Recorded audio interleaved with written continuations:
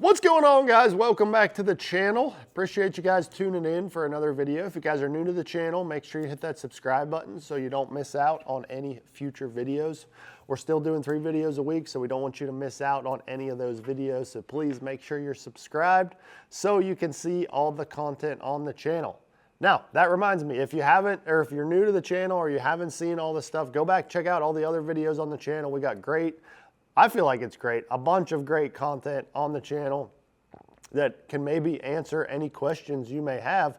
But if you have any future video ideas, please drop those in the comments down below. You know, I keep a running list in my phone of videos from the commenters, and that's actually exactly what we're talking about here today. So I try and do my best to answer any questions you may have, and if I can make a video about it, I'm definitely gonna do that to help you guys. So one of my recent videos, you know, a viewer commented that he would like to see a video on tips for a co-angler or casting from the back of the boat as a co-angler. You know, it can be very difficult to fish in the back of the boat. You know, there's a lot of things going on back there. Obviously, you got the big motor, you got the power poles, you got the seats, you got the console. So you're limited on what you can do back there. And casting can be pretty difficult. But I'm going to bring you guys 3 of my favorite tips for fishing as a co-angler, fishing in the back of the boat. 3 tips that you can use, you can utilize anytime you go out on the water. And honestly, you can even use these in the front of the boat. It doesn't necessarily just have to be a co-angler tip, but these will definitely help you if you're fishing as a co-angler, and it'll help you catch some more fish behind whatever the guy in the front of the boat may be doing. So let's jump in and let's walk through some of my favorite co-angler tips.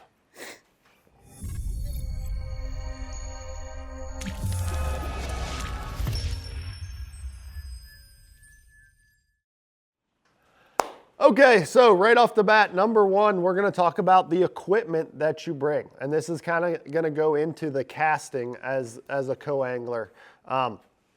Obviously, you're limited on the type of equipment or as the amount of equipment that you can bring if you're going into somebody else's boat.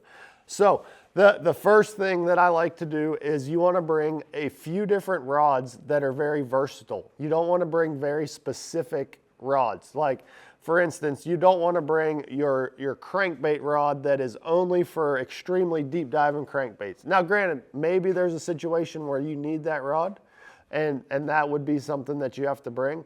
But if you're just going out regular fishing majority of the time, you don't need to bring that specific rod. I'm just using that as an example. So I always like to bring more, you know, versatile or generic equipment with me. So, you know, I'm talking like a 7-foot medium heavy casting rod, a 6'6" spinning rod, or a 6'6" casting rod.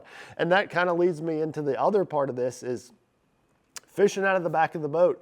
It's harder to cast. We mentioned the power poles, the motor. You're actually lower to the water in the back of the boat as well.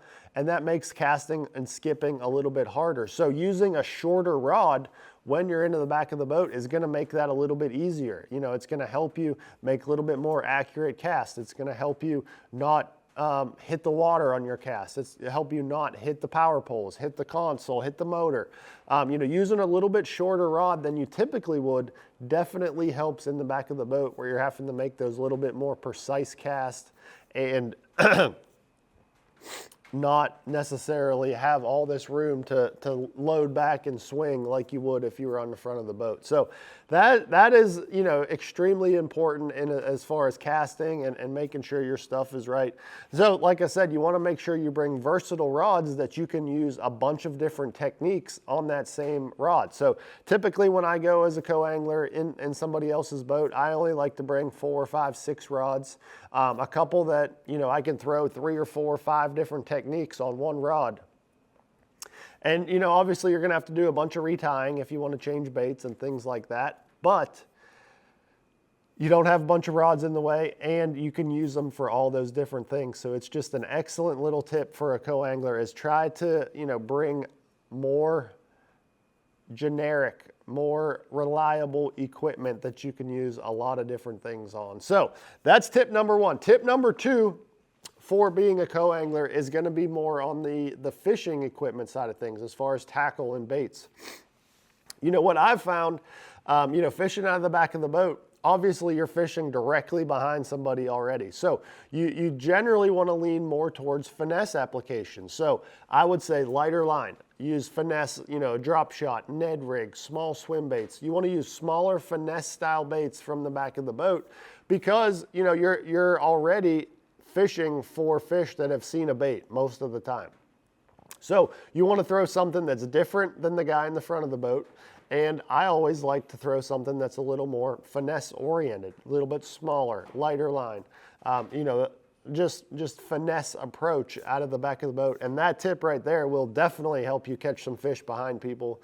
You know, I've seen it time and time again where you can fish right behind somebody and catch more fish than they did just by using a little bit different technique, a different color, a different retrieve, a different approach. You can learn a lot fishing behind somebody if you really pay attention to the small little details like that and don't do the exact same thing that they're doing. You always want to, you know, like I said, be a little bit smaller, a little more finesse, or you could even go the opposite side of the spectrum, but I've found that to be a little less productive. And that being go to bigger baits, you know, like a bigger swim bait or a bigger worm or things like that. I typically always lean towards the smaller baits just to get more bites and continue to catch fish. So that's tip number 2 right there. Now, tip number 3, this is going to apply for your co-anglers. And this is, you know, kind of more of a recent issue that you see lately is, I don't know if I'd call it an issue, but there's times where your boater or, you know, the guy in the front of the boat could be live scoping fish out in the middle of the lake. You know, he could be fishing nowhere near anywhere that you can throw a piece, you know, make a cast to a piece of structure or anything like that. So, you know, one of the best things that you can do is keep fishing. Obviously, you don't want to quit. You want to keep fishing while you're doing that. You don't want to just sit there and let him fish. But the best thing that you can do is throw baits that are fairly close to the surface. So I'm talking your jerk baits, your medium diving crankbaits, your spinner baits, things that imitate shad that are fairly, you know, within the first 5 to 10 feet of the surface. And I promise you, there is fish out there that you will catch behind somebody using live scope if you continue to do that. Now, I get it. It can be difficult. It can be hard and frustrating for sure when somebody's up there using the live scope and it seems like you're nowhere to be found. You're out in the middle of nowhere. Well, I can promise you there is a place that you can catch one, and if you keep at it and continue fishing, you will catch them. So, appreciate you guys tuning into this video. Hopefully you learned something. Hopefully you can apply these to the next time you fish out of the back of the boat or fish as a co-angler. You know, it's a lot of fun. We all did it. I did it. I grew up doing it. I still do it to this day. I really enjoy fishing out of the back of the boat sometimes. Like I said, you can learn a ton fishing behind somebody. You get a different perspective on things, and it's just really cool and really a lot of fun to me. So hopefully you can apply a few of these things to your fishing. Hopefully you learned something. Hopefully you enjoyed this video. Appreciate you guys. As always, hit those likes, comments, all that good stuff down below, and we'll see you guys next time.